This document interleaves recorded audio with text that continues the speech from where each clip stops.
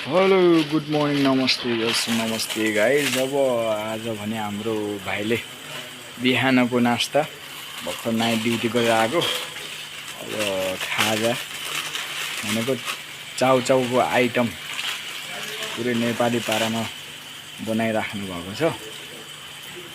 यसरी अन्डा हैन, यसरी चाउचाउहरू यसरी हुँदैछ है गाइस। अब हेरौँ कस्तो पाक्छ हैन, कस्तो बन्छ।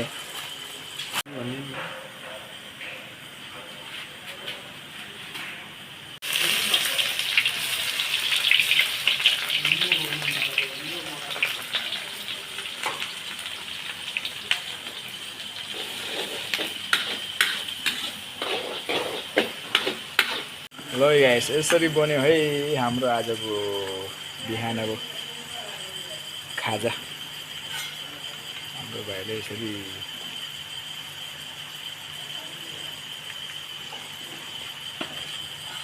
गरेको है गाइस। खाजा भनेको हेर्नुहोस् त, बास। ल है गाइस, अब यसरी तयारी भइसक्यो। अब फटाफट भाइले चाहिँ ट्याक्क भाग लगाउँदै हुनुहुन्छ खाजा नास्ता हैन। खाजाको यसरी गयो गाइस।